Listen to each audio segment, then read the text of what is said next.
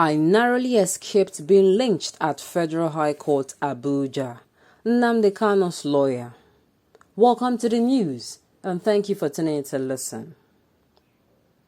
Ifeanyi Ejiofor lead counsel to the detained self-proclaimed leader of the outlawed indigenous people of Biafra IPOB, Nnamdi Kanu, has said that he was nearly lynched by his colleagues at the Federal High Court in Abuja at the trial of his client on October 21, 2021. Ejiofor, in a recent interview with Arise TV, said his colleagues were unhappy with the decision of the Department of State Services (DSS) to deny them entry to the courtroom at Kanu's penultimate trial. Hence, his determination to ensure they were allowed in on Wednesday. He, however, lamented that it was the same scenario on Wednesday as some of Kanu's lawyers were not allowed into the courtroom at all. Most of the lawyers that came were denied access to the court, and we brought this to the attention of the court. We mentioned it to the court. We mentioned our frustration to the court. Not only lawyers, the media were not allowed to come in too. We were trying to solve it outside the court. I narrowly escaped being lynched by my colleagues. Last adjourned date. So we were trying to resolve it because it is something we consider worrisome. Courtroom is our jurisdiction, where we belong, Ejiofor said. Asked why his colleagues wanted to lynch him, explained because I did not kind of protest on their behalf. And I told them I mentioned to the court what happened to them. So this time around, I said, let me resolve it. All of us, we were at the door court discussing and trying to resolve this issue, and our bags were inside the courtroom. So there was no walkout whatsoever. Furthermore, Ejiofor claimed that there was an order from the court not to allow them in. Politics Nigeria reports that Kanu's trial has been adjourned till January 19, 2022. It is well, though. Sincerely, it is well. And now, sincerely, sometimes you listen and you start asking yourself, it is going to be say, okay, if the executive arm of government is not doing things right, they are going to be checkmated. Of course, each of them exists to checkmate each other's excesses. The executive is not doing something right. The legislative, checkmates. The legislative is not doing something right. The judiciary checkmates. And if the executive and the legislative has failed you, you run to the judiciary. But I tell you that is a thing of the past. That is history. Look at what is happening. This particular news came yesterday, but the manner it came was that there was a walkout, that Kanu's lawyer staged a walkout. Media were not allowed.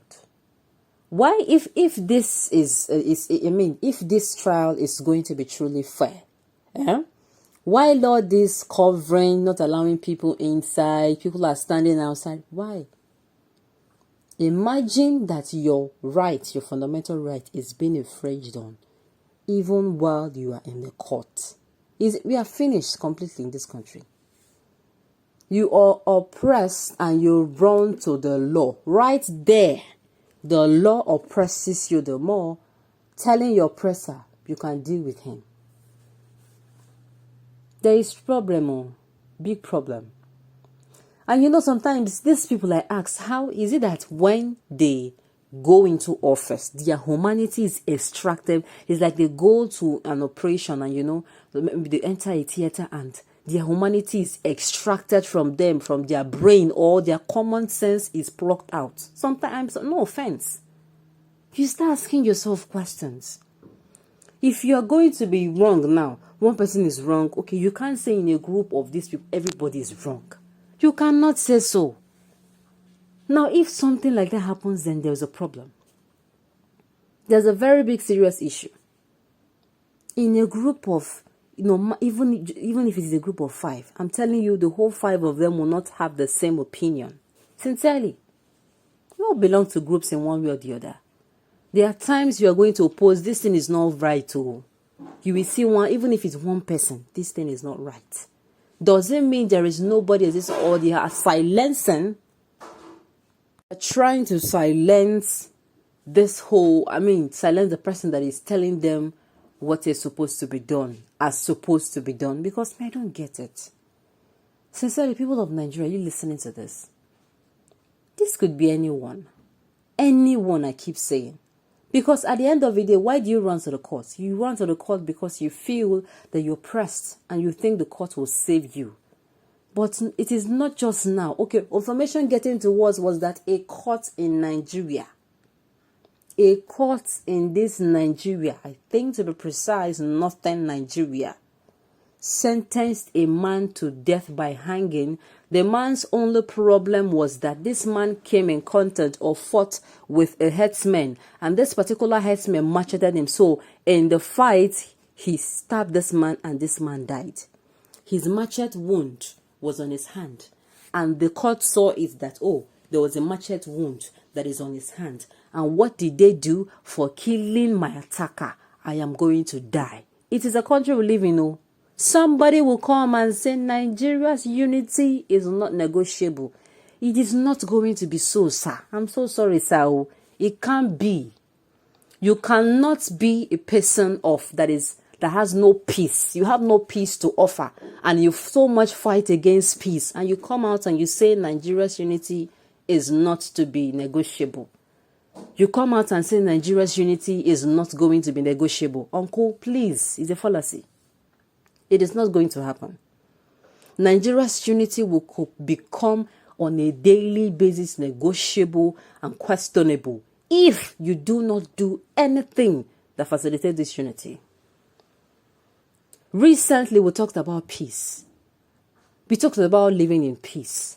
If you are someone and you keep oppressing, intimidating, you keep marginalizing people because you feel that office you occupy, that you are going to occupy it forever, let this be a gentle reminder that you will come down from that your high horse one day, and you're going to be under somebody. You are not going to be immune, no matter where you are. Even if it is not presently in this country, it will happen. It will happen elsewhere because you have been a person of no peace. You will carry your attitude to somewhere that they will deal with you. That is just it. That is just it. I mean, sometimes I wonder if they think that this particular office they occupy it forever. You clearly see that this is wrong, right? And you will kneel down and go down on your knees on whatever religion you believe in, and you pray to God. And deep down you say, God, forgive me. He will forgive, but the consequences of every action you do, you will face. Just know that. I mean, that means we're completely doomed. That means Nigeria is finished. That something like this will happen even in a court. In fact, the court issued that the lawyer should not come in. If this trial is true, and if it is fair, what we'll say free and fair trial, then everything should be made open. The press should be allowed in, lawyers should be allowed in, media should be allowed in, lawyers, those that came to witness the whole issue, should be allowed in.